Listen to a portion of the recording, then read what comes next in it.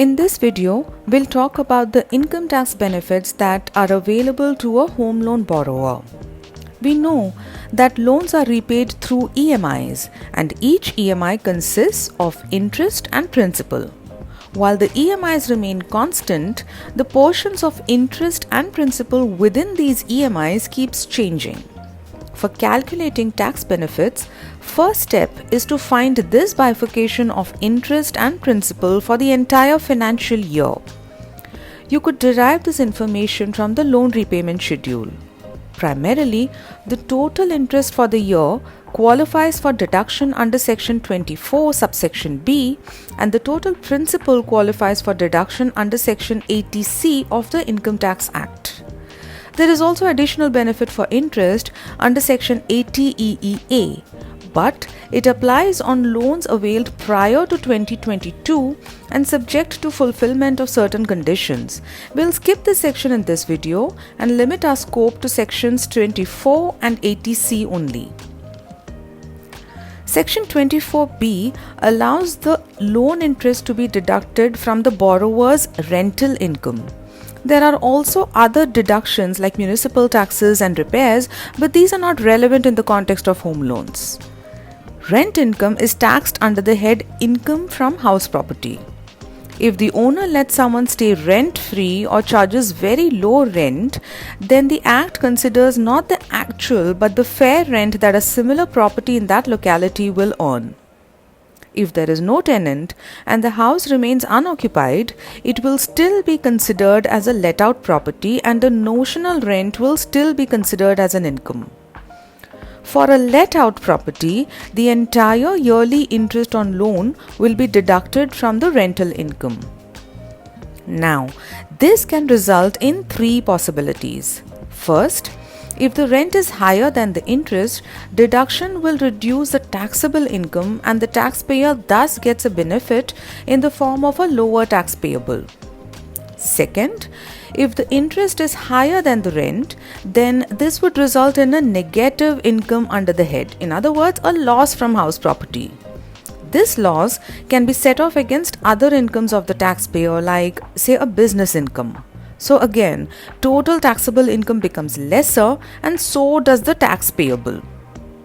Third, if the interest is so much higher that the loss under the head exceeds 2 lakh rupees, then for that year, only 2 lakh rupees is allowed to be set off and the remaining amount of loss can be carried forward for set off against incomes of later years. What if the owner is residing in the property? This is termed as a self-occupied house. For such a house, the rental income is zero. Naturally, the entire interest on that loan will reflect as a loss from house property and it will set off and reduce the total taxable income. This can result in two possibilities. First, if the total interest is less than 2 lakh rupees, the entire interest will be deducted. Second, if the total interest is more than 2 lakh rupees, then the deduction will be limited to 2 lakh rupees only. There is no benefit on the remaining interest.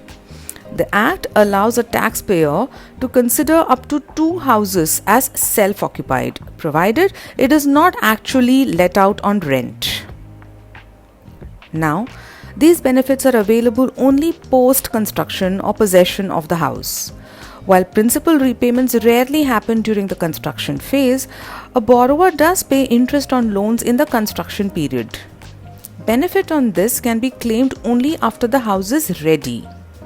Deduction for pre-construction interest will be spread across 5 years after construction. In other words, 1/5 of the pre-construction interest will be clubbed along with the normal yearly interest for consideration of a deduction under Section 24. Section 80C is available for a taxpayer who chooses the old regime.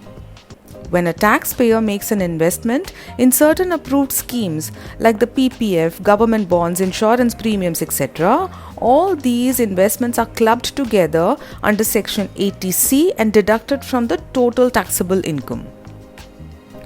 Principal payments on housing loans count as investments for the purpose of this section.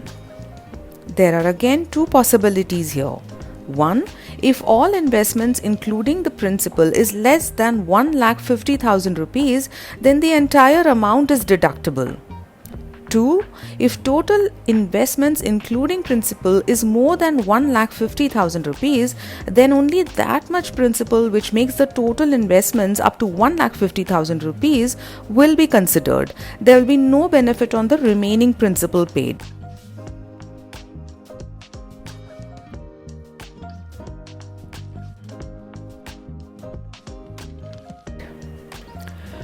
When two or more persons own the house jointly, both of them can individually avail of these benefits in proportion to their co-borrowing share.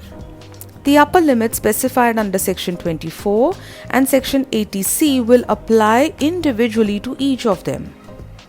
So, that was a quick snapshot on how you can save on tax by taking a home loan. Do comment and let us know if you liked the video or you need any further clarifications.